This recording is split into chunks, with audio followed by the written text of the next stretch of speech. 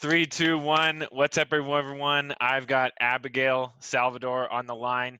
She is a senior sales development rep at Gong. So psyched to Hey, get someone from Gong on the line. What's up? How are you? I'm good. Thanks for having me. I am really excited to chat with you and like everybody else today who's going to be watching. So thanks for having Yes. me. Yes. Well, we always start with a triple whammy. So it's only Okay. 3 o'clock, but you already convinced me to drink a beer. So what are you drinking? How was your day? And what's something you learned today? Cheers. Sure. Cheers. I am having a Riesling. And for context, in the invite, he says to bring a bevy. He did not specify that it could be any kind of bevy. So that was on him. So I show up with a LaCroix and then I get bullied into drinking the Sierra Nevada, which is a better decision. The best beer on earth. So I don't drink beer, so I can't argue there. But I'm having a great day so far, super productive. I know that it's end of month and quarter for a lot of people right now. So spent a good chunk of my time doing some research and got on the phones and Nice. had some quick wins. So it was good. That's awesome. So glad to hear it. Um, Tell us where you are at with quota. Okay, cool. I have hit 160% for the quarter. I hit 150% for the month. No way. Yeah, I'm pretty upset though. I've had a lot of no-shows, and people pushed to July, and I get it. You can't really fight the quarter situation, but I thought I was pretty stacked. Um, Dude, cheers. Thank you. 150, 160%. That's so tight. And you're setting yourself, I mean, no shows aren't good, but maybe you're setting yourself up for a monster July. Yeah. I mean, that's kind of what I was hoping with June. I know in May we hit 180% because people kept pushing to June. Why are Ah, those same people pushing to July? I don't know. that's the tough thing. And remind me, last time we talked, you had just graduated and you were working as an SDR full time while Yeah. going to school. And now you're done with school, you've graduated. And are you just focusing on SDR or what are you doing to scratch that itch? Are you doing something else as well? Yeah, it's crazy. I joined Gong, going to school full time. I was working at organizations in the past that didn't really, I guess, care so much that I was in school, or maybe not care, that's not the right word, but Yeah. being an SDR, obviously, it requires a lot of attention and time. And Hmm. being in school, they just felt that during the workday, I should focus on that. So I ended up taking classes at night. So I've actually been in school throughout my entire college career. And Gong is such an amazing place that when I first joined the company, I was kind of embarrassed to say that I was still in college. As you can imagine, a lot of people look at education as a qualification. Like you have Yeah. to have finished a certain level of college or Hmm. whatever. And just in my previous experience, I didn't want that to be a reason why I missed an opportunity. So I kept it to myself. I said I Hmm. went to college, which I did. Um, and so I kept it to myself for the first 2 quarters at Gong, taking classes at night. Oh So I my would get gosh. in at like 5 a.m., leave at like 4:30, take classes until 10, come back in the next day, Oh and my do it all over gosh. again. Yeah. And so it wasn't until this year I needed one class and it was in the middle of the day. And I said, hey, this is the only class I need. And if I can't take it, it's going to prevent me from graduating. I don't really know what to do or, know if you guys are willing to support me on this. And Gong definitely showed up for me. Oh my They made goodness. sure that I finished school, and balancing that and going to work in the morning, leaving in the middle of the day, going to school, and then coming back and finishing out the day. And Gong helped pay for me to go to school. So That's so cool. But crazy. how on earth do you find the wherewithal to work those kind of hours and go to school and have any kind of personal life? Like, how do you even do that? Um, Honestly, I just knew that I needed to do it. Like it's kind of like a do or don't situation. You either do or Yeah. you don't. excuses, they're there, but at the end of the day, it just kind of matters how much drive you have to finish what it is that you want to do. So that's really what propelled me and my family. Um, but yeah, it's been crazy. I have so much time now. Yeah, I what are don't you really know doing? what What are to you say. doing these days with all that free time? Um, Honestly, I'm just trying to relax for the first month or two. Nice. Um, yeah, I'm pretty hands-on with my family, so That's so cool. definitely, yeah, helping out at home when I can, but honestly, just focusing on work. Dang. And do you still live at home with your parents? I recently moved to Berkeley. I'm sorry for the virtual background, but I don't care. yeah, there's boxes everywhere, so it's a nightmare. But I recently moved like 2 weeks ago. Oh my gosh, that's crazy. Berkeley's sick. Yeah, I love it. And so how far are you away from the Gong office? So the Gong office is downtown. I don't know if you're familiar with San Francisco, but it's right next to Powell BART, if you're familiar, where the Metreon is, the Moscone Center. Not super Um, familiar. yeah, well, But it's that's down cool. there, super accessible to BART. No idea when we're gonna go back, but pretty close. Yeah, it's such a weird time right now. I mean, I've been working remote for a while now. Like at the job I'm at Confirm It, I've been here for 2 years and I've been remote. But even before that, when I first started as an SDR, um, I was working remote for outreach, like when in the very early days, and I think I was working remote for like the first 8 months, and I don't know, I'm pretty used to it by now, but I feel like so many people that I'm talking to are like so ready to get back in the office. I'm one of those people. I mean, I think working from home is cool when you need it, and I do get a sense of like focus when I'm alone, right? But Yeah, it's just something about being around other people and just like that energy kind of like hmm, fuels my energy almost. that's So tight. curious to know how you keep yourself like amped and like ready to go when you're just by yourself. Yeah, yeah, I think there's definitely the self motivating part, and Yeah. also I find a lot of my I have a lot of friends like outside of work and a lot of I mean I have a 1-year old too and a wife and we're really into like action sports and being outside. So any chance we can get to break up the day and go for a mountain bike ride or go like I live a couple minutes away from a ski resort.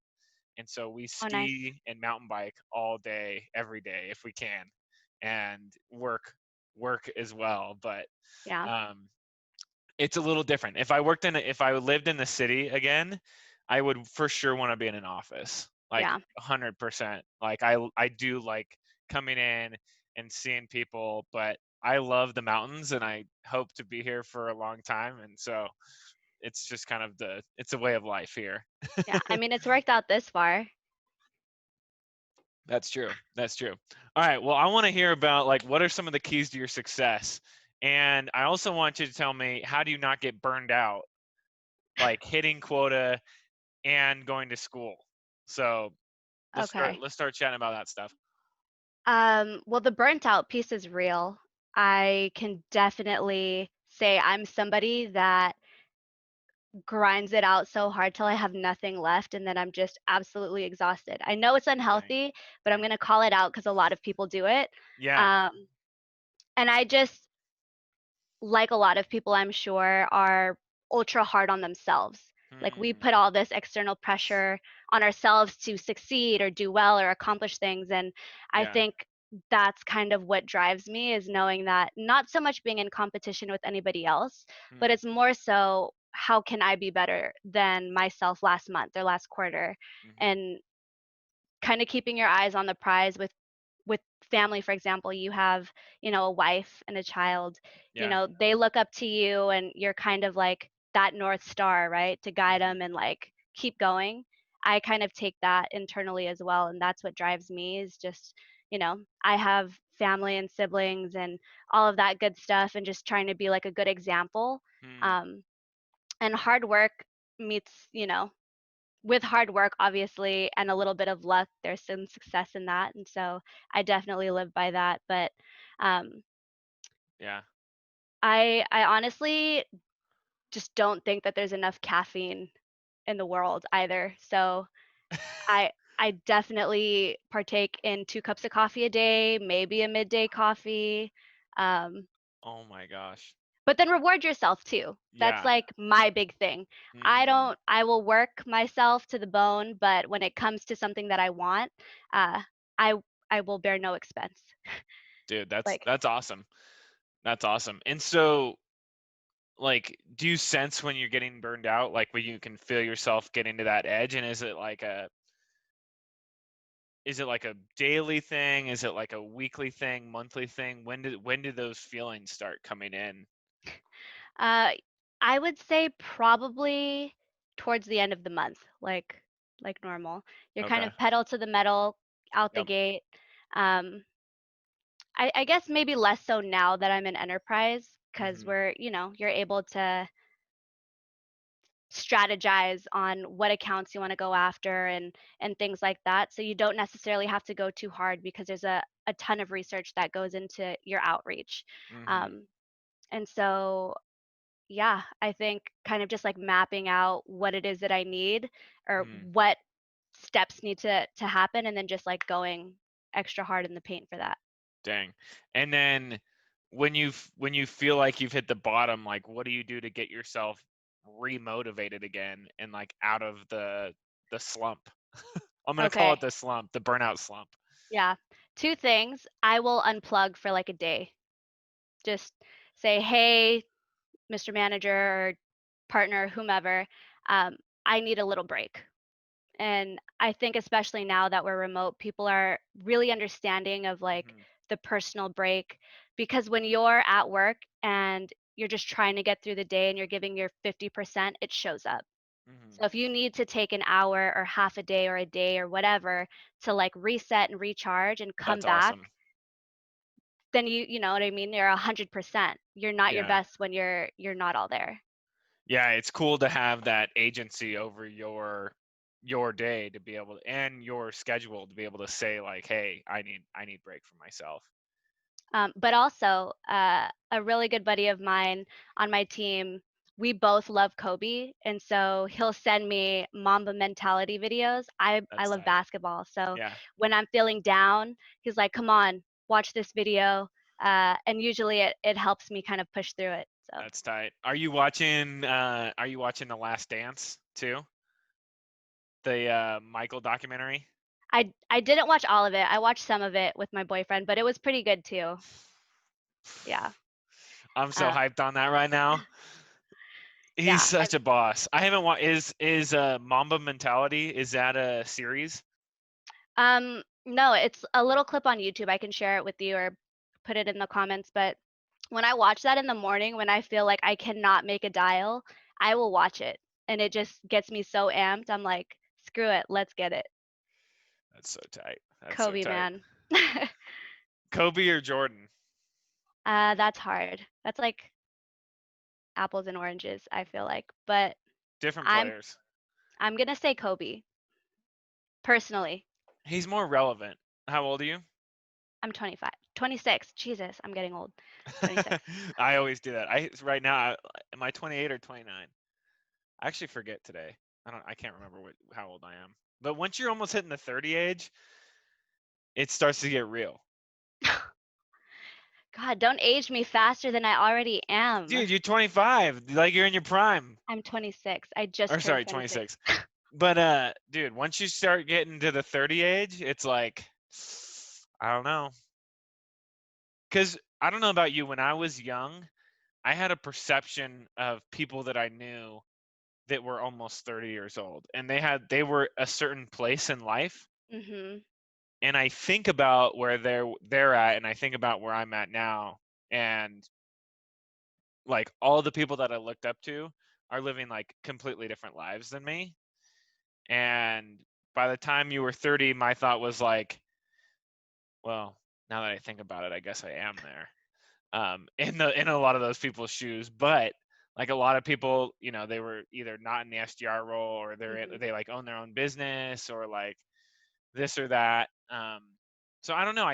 I've always benchmarked 30 as like a place where you're supposed to be, like Mhm. financially and in like your job. I don't know.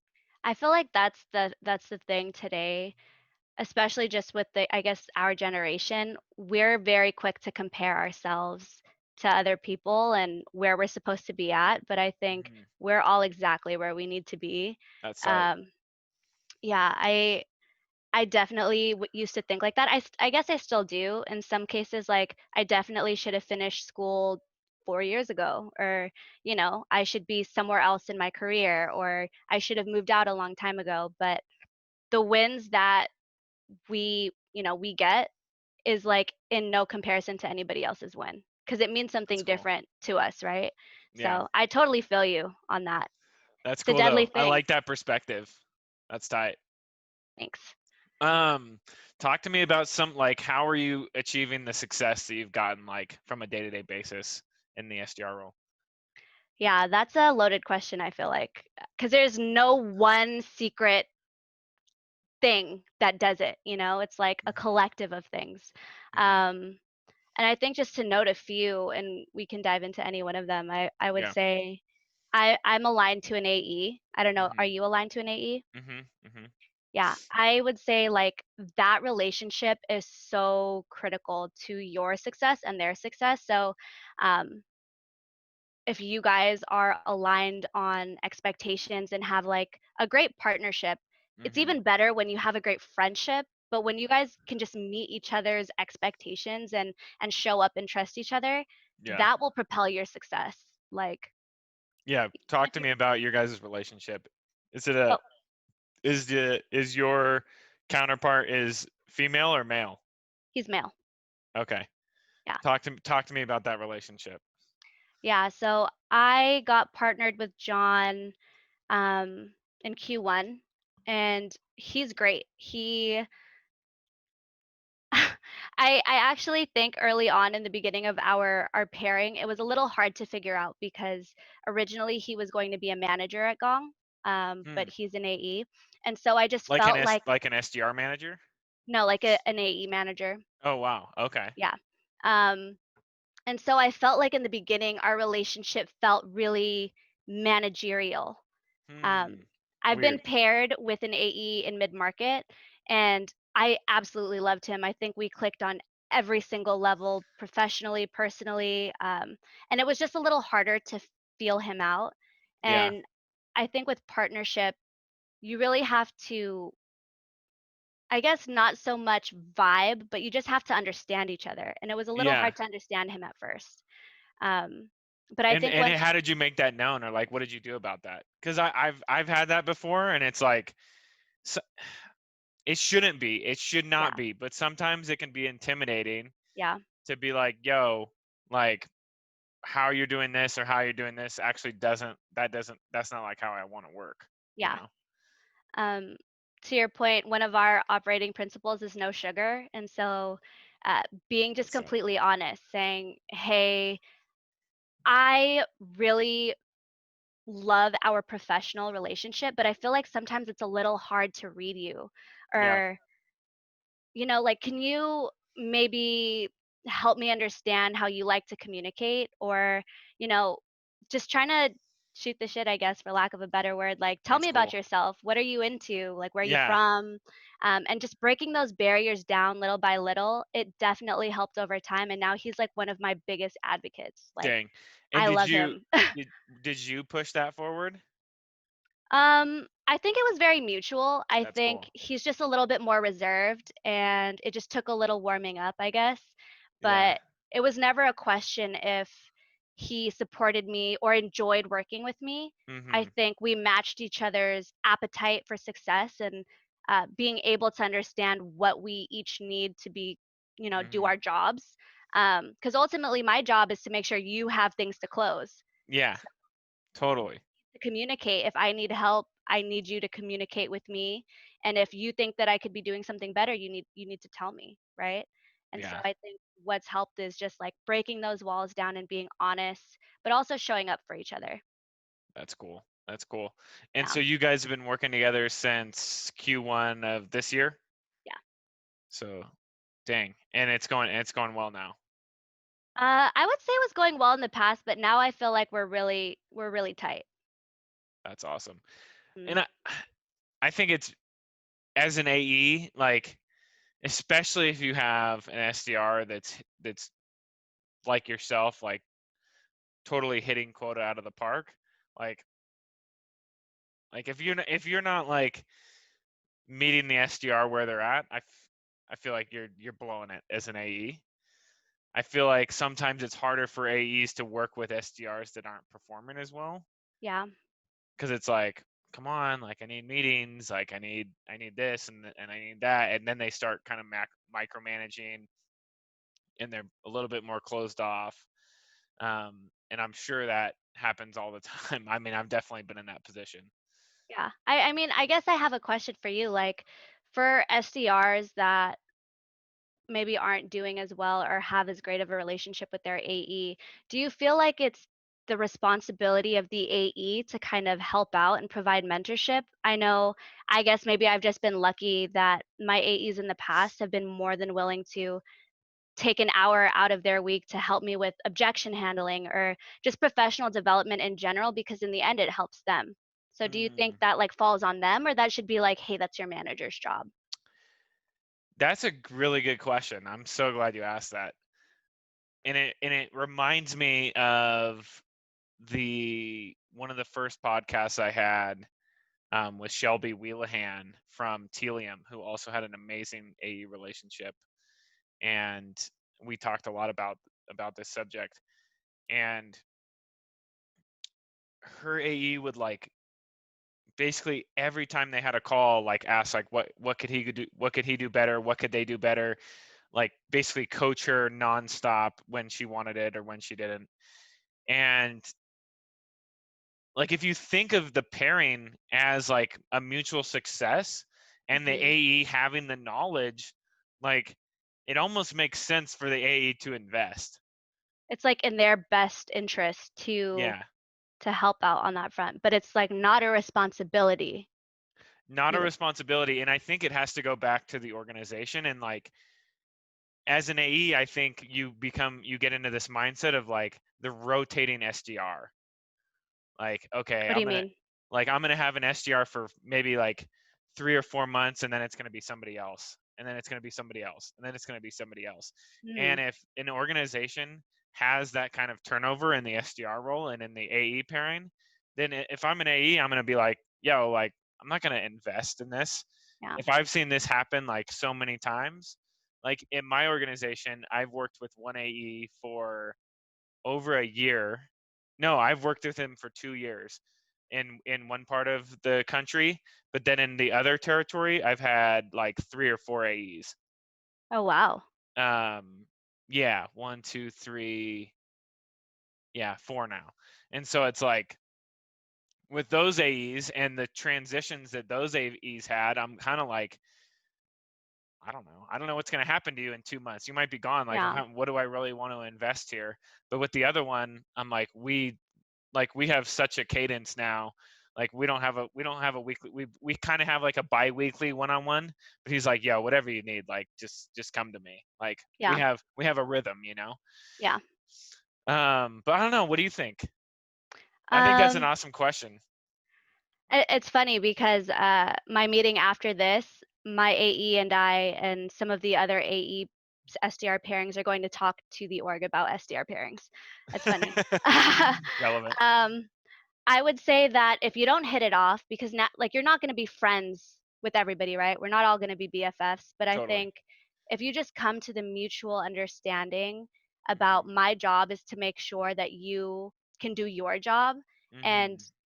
this is what I need and this is what you need and you can effectively communicate what you need and when things are wrong or when you need clarity, then it should work. I think it's just best or Yeah. favorable if you can really get like a mentorship out of that because that's how you grow. You can't really move in your career without mentorship, right? Yeah, I agree. I agree. And someone like yourself has like such an outgoing personality, and I feel like would be super easy to bond with and Thanks. like have a relationship with. But to all the SDRs out there, like I think it's really important to like I don't want to say I'm trying to figure out how to say this, but almost like when you get a pairing with an AE, be vocal. and like Yeah, be forthright and like kind of flex. Like right. don't Exactly. don't just like kind of shadow down. Like if they're trying to lead you down like maneuvering their deals for them and doing all their follow up for them, be like, That's not my job. Like Right. that's not what I do." And do what you want to do. Like if you're an SDR and your goal is to set up meetings and you get paid on that, and you don't want to move down the pipeline with the AE, I think you got to be upfront about that, Yeah. and not let them use you as a tool. And they will if you give them that option, Yeah. because they're like, "Oh, this guy or girl wants to improve in their career. This could be good for them." Or they just have the mindset of, "I don't want to do the work, they will, because they're a grunt and they're an SDR." And that's effed, in my opinion. Damn, I've only ever been paired at Gong. I've only worked at one other organization prior to Gong. Um, so thankfully, I have not had any encounters like that, but I have heard stories like that. Yeah. And to your point, I think you need to 1,000% come with no sugar, Yep. tell it, for face value what it is, what you need to be successful, and just let them know that you're there to help. Like, hey, Yeah. my job here is to help you. And I think if you come across like that, it'll be received Yeah. for sure. I agree. And I think show confidence. Yeah.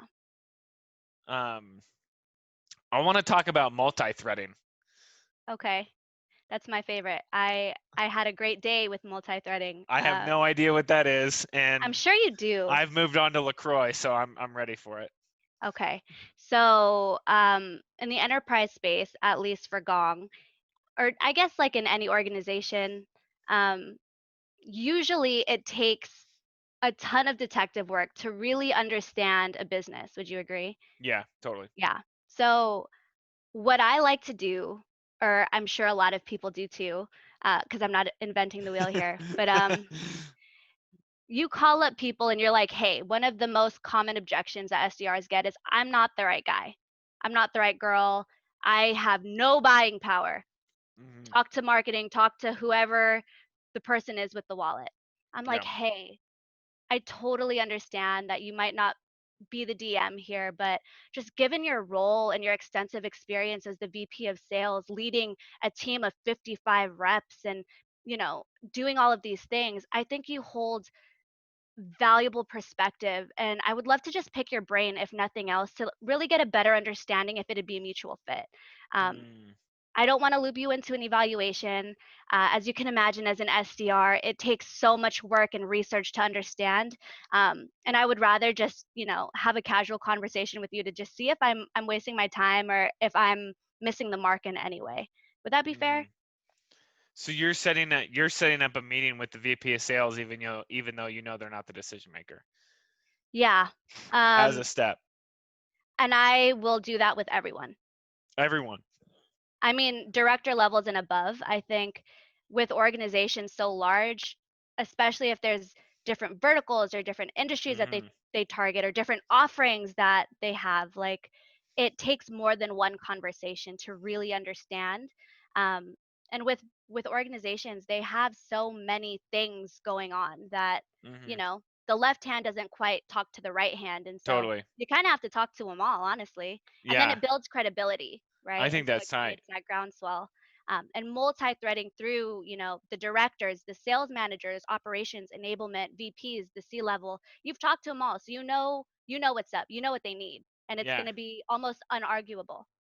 So on that first call that you have, like, say you connect with someone, they know you're not the DM. I like that. That's tight.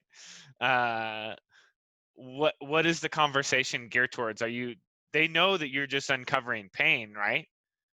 I I mean, they're in think sales. You're selling to salespeople, so they know, like, Honestly, I think anytime sales leaders or just people receiving a cold call, their natural instinct is to say, I'm not interested.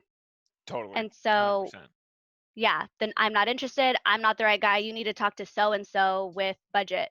Hmm. Um, and I think when you can validate who they are and Mm, the significance they have in the organization and the wealth of knowledge that they have to share on whatever it hmm. is, Hmm. um, you can leverage so much insight. So you can go and talk to the DM and say, "Hey, I learned X, Y, and Z.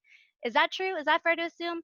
Yeah, I totally hear you, but I've talked to a couple people in your organization, and I'm hearing some common themes. And That's it tight. shows that you really understand the business, and it's casual. It's like no Yeah. pressure. I don't want you to buy anything. Yeah. No, that's rad. Is it always a cold call, or do sometimes you actually set up a meeting with whoever it is Yeah, I set up that's the not the meeting. team? Really? And they'll take that meeting even though they know they're not the guy? I think what's amazing about selling to salespeople or just talking to sales leaders in general is that they get it. They Yeah, know that's true. they know that, creating that groundswell is important to move any conversation forward. Yeah. And if I know you're this reputable director or, you're really close buddies with somebody who is a DM, you are a Mhm. champion. You're an influencer. And I want to make that relationship with you. The Yeah. relationships with the DMs are important, obviously, but when you can, create a whole gang of champions who like talking to you because now we're friends. Yeah. Um, Yeah, that's tight. and drive the value for you so you don't have to sell so hard when you get to that person, right? Yeah. And then once you have that conversation, how do you lead to the do you then lead to the DM? Because they're probably giving you the name, or you know the name by now. And so do you lead then with an email, like CCing the person that you had the conversation with? How does that work? I think it's on a per person basis. Obviously, Hmm. not everyone is comfortable to let you name drop them. I think gauging their comfort level is one thing, but I Yeah. think more importantly, what we're doing in these conversations is gaining knowledge. We want to Uh, know what's important so we can go and be extraordinarily tailored in our outreach because you told us what the business pain is. So when I, mm, reach out and say, "Hey, I know you're growing like crazy and onboarding is such a pain, especially because we're all remote. I'm curious, like, what is your game plan? Because I know this is top of mind for a lot of leadership today." mm, And it's so hard to argue that, and you could say that without name dropping a single soul. that's tight. That's tight. Um, Talk to me about your process. Like, how do you book most of your meetings? Email, phone, LinkedIn? Give me the rundown. Yeah, I will say it's like 45% on email, and the rest, like a bigger chunk of that is on link or cold call, and the rest of that is on email or LinkedIn. God, sorry. So predominantly phones. Yeah, phone and email and That's tight. drift. And drift is tight. I think once you can kind of gauge someone's style, like if they're active on LinkedIn, Yeah. like all their stuff, you don't even have to talk to them all the time. You just want to Yeah. let them know that you see them, they see you, you know. That's tight. That's tight. Uh, as far as email goes, Yeah. I have I I've had in the space that I'm in not very much success with email. When I was selling to sales leaders, more success with email. What is your what's your go-to kind of like email format? Yeah, so it kind of depends what's, hot about the organization. If there's nothing really going on, I literally have to rely on what they have on their LinkedIn and make Hmm. it personalized that way. Yeah. Usually, if they're doing really well, if like an earnings call came out or I learned something, like something has to be going on for me to create this fire email.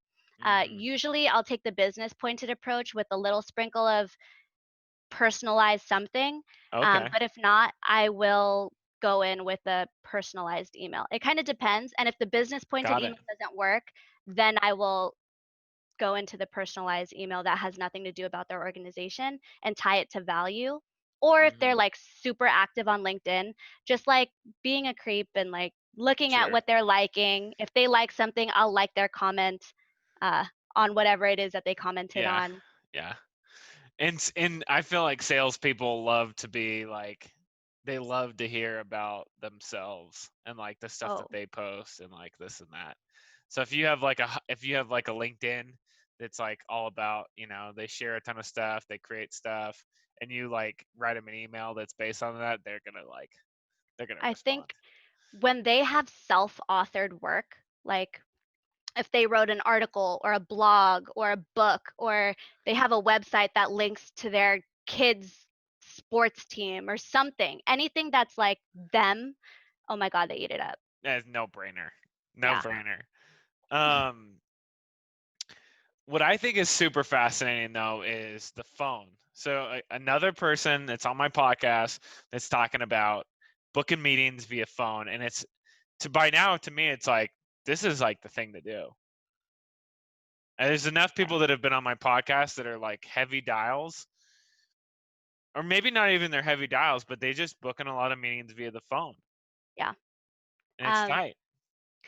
I'm somebody that does not love the phone. I am usually, if anything, more reluctant to call. Hmm. Just straight up. I don't always enjoy it. I think Yeah, it's really dependent on my mood that day. totally. I feel you. I totally feel you on that. And so I really have to get myself amped up to make dials. But also, I think crushing it on the phone, I have to feel very prepared. Mm. I have to know Hmm. things. I can't just go in and, throw it on the wall. Like I need to feel confident that I know Yeah, enough to drive the conversation, because if I don't, I won't do it. Cuz I you only yeah, have one chance, really. yeah. Yeah, and I don't know if you've ever like rolled up to a I say rolled up.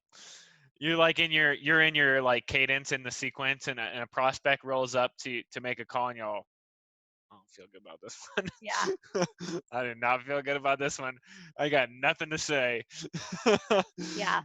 1,000% that happens all the time. Like, this person hasn't read anything I said, Yeah. hasn't nothing. But it's surprising because the people that I was able to get today never opened a single email. You just never know, you know? You don't. And what's your go-to pitch when you first get on the phone with someone? Um, it kinda depends. If Yeah. I have so what's really, powerful, and that's what's worked for me, is using what I've learned in past conversations and having a credible someone to say that I talked to. Mhm. It only takes one person. I just need one person to tell me some juice, and I use it for the next 30 calls, and it usually works. Yeah. Um, so if it's something like that, I'm like, "Hey, this is Abby from Gong on a recorded line. Am I catching you at a bad time?" Um, and just, hey, I was in conversations with so and so, and they found a lot of value in some of the ways that Gong can do X, Y, and Z. Was curious if maybe you had a few seconds to chat and see if maybe it would be a mutual fit for your team as well. Yeah. I Be like like, that. oh, so like, what did they say? Like, what do they like?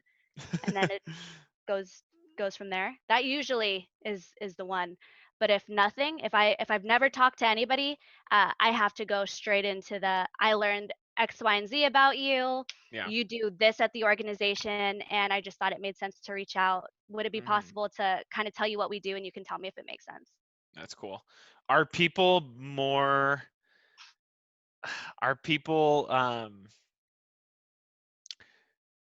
do people get after you more because you work at Gong? Like do they expect more of your phone skills because you guys are conversation intelligence? That's a great question, and I have been asked that from like other reps, but I think maybe in SMB and mid market where we have like more of a presence, I Yeah. think yes, but I think in enterprise it's just a space that we're still trying to figure out, and so a lot Mm. of people don't know us. Hmm. So it's more Um, educational. yeah, and it's I would say more challenging because it's organizations that have sellers that have been there for like 20 years, and they're not as keen on technology to help them sell, you know what I Yeah. mean? And so it's like new, more forward thinking organizations in SMB or mid market, and then trying to talk to people who've been there forever, and you can't teach them anything new, and Yeah. trying to gauge their interest in something like this. Yeah. That's super interesting.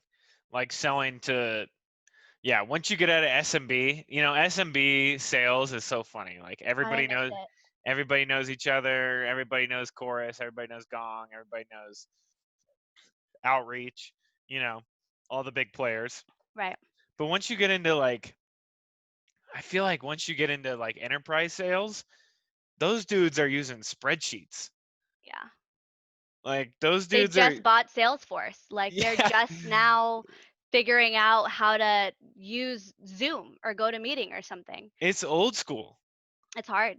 And they're super conversational salespeople and they're super good at sales, but Mhm.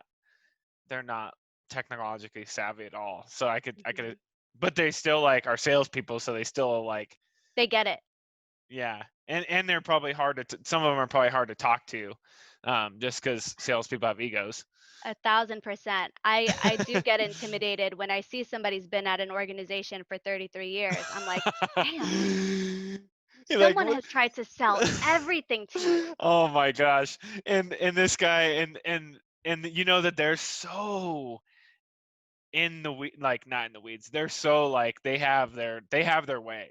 If they've Yeah, been there for whenever I see someone even in my space, if I see someone that's been there for 20 years, I think two things. One, they're gone. They're either dead yeah, or their LinkedIn is way off and they don't work there anymore. Or two, there's no way they're migrating to a different platform. Those are my two those are my two things. yeah. Or, they're just so quick to say, it won't make sense for the way that we sell." Mm, You know, especially with something like Gong, it's like a newer concept, and yeah. older reps are more hesitant on the capturing your conversation situation. But you'd be Yeah. surprised if we were able to capture your conversations, you'd get a better idea of what some of your seasoned reps are doing or not doing. Yeah. Or maybe they don't want to know. Right? So it's hard. Yeah, I don't want to know what these guys are saying because then I'm gonna have to tell the other guys to not Hmm. be like them or be like them, and they're gonna be like, I don't want to be that guy. That's so funny. Exactly. And I feel like enterprise or at least like the kind of older school sales is a lot of men too. Yeah.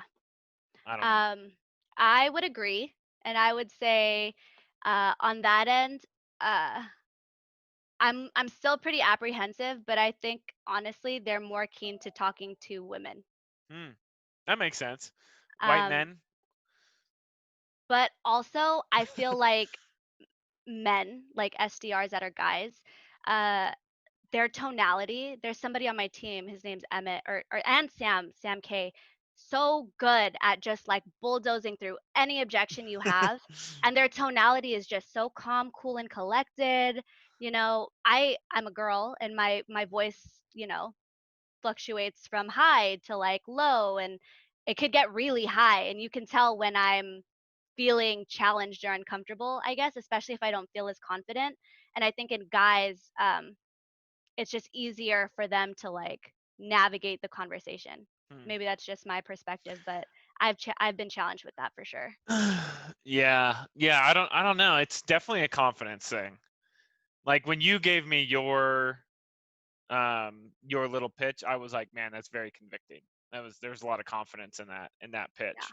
Um, I had I don't know if you follow Andy Dewey from Ambition Mm-mm. on LinkedIn. He was on my podcast, and he might have the most convicting tone. He's got a Boston accent. He came from an appointment setting firm and makes like over 100 dials a day. Oh, I think I might have seen that podcast. I think I watched that one. And talk about a guy who you listen to him and you're like, really? Dude, you've got it dialed. Like Yeah. the guy just dialed, and I was like, I was pretty blown away. But so much confidence, I think. Um, is there anything else you would attribute your success to? Like anything that we haven't talked about? Um, Honestly, I think what has really helped me, I guess, especially since I've gone into enterprises, reaching out to SDRs and AEs, Mm, making those friendships, I think have like helped me so much in understanding. what's going on. So I have messaging, because sometimes Mhm. with organizations, as you know, like the older enterprise ones that don't have too much juice going on, they're just like doing their thing. They're not Yeah. really like having press releases. They're not really hiring. They're not really like doing anything. Mhm. Um, and so making those connections and like really establishing a relationship, I That's think, cool. is something that I would advise everyone to do. Mm. Uh, because we're all doing the same thing, right? Mhm. SDRs, we're all still trying to generate pipe. Yep. AEs are trying to close, and more than likely they've been SDRs before. And I Yeah. think what has really helped me is like leveraging those people because usually they're willing because they get it. Yeah. And you can't book an op with them. Obviously, they're not anyone in management, but Mhm. they still hold knowledge, That's and cool. oftentimes too, that's somebody that you can call on when you're somewhere else or when just need to know if it's a better time to reach out. Yeah. Um, like, "How did that sales training go?" "Oh, okay, Mhm. cool." Like, "How's your manager doing?" Like, "Is he still there? Does he still" whatever, like, just having those conversations with your peers is something that I advise everybody to do because it's really helped me a lot, That's especially this cool. quarter. That's cool. I like that. That's super good advice. Um, what advice would you give to anybody that's coming into the role? Oof. Top 3 things if you have 100. Um, my top 3 things for somebody that's looking to get into the SDR role. Mhm. Um, Tough skin. I think when you come in with the idea that it's going to be hard and understanding that, it's not going to be as challenging because you already knew coming in that it was going to be hard, right? Yeah. Um, so, like, knowing what to expect and talking to people who are in the role, um, Mhm. that can kind of advise you on what, a day in the life of an SDR would be like. Mhm. Um, but I also would say too, like, being a good team player Mhm. and talking to your colleagues, like talking to your teammates, understanding what they're doing, asking for help when you need help. Mm. Um, and I know, especially in sales, everybody wants to be great, everybody wants to be on top of the leaderboard. But for somebody who is starting out, you need to figure out how to do that. And I Mhm. think building those relationships with people who are, or, figuring out who's the best at what and getting their perspective is also gonna be hugely, hugely valuable and for somebody who's looking to start or somebody who's already in the role. That's cool. Um, and third, don't be so hard on yourself. Hmm. And I know, coming into it, you have to understand it's gonna be hard. In that, you need to know you can't be hard on yourself because people are hard on us all day long, right? Yeah, Like, totally. we get told no. People don't answer us. People are like, just whatever, it's hard. And I think when we're hard on ourselves, we make our jobs harder. We're not Mhm. we're not boosting our confidence by talking down on ourselves. We should like just I know it's easier said than done, but let it roll off your back. It's a new Mhm. day, it's a new dial, it's a new whatever. Um, and not every day is the same as the last. So don't be hard on yourself because our job's already hard. That's super good. Such good insight, Abby. Such good insight. How can people find you if they want to pick your Um, brain? Yeah, you can connect with me on LinkedIn, and I don't think I'm that hard to find. Abigail Salvador. I work at Gong. Uh, yeah, and just feel free to ping me, DM me. Definitely down to chat if anybody has any questions about anything that we talked about, or if you need help with anything. Would love to connect with you guys and help where I can. Awesome. Awesome. Well, thanks so much for coming on the show. It was great having you.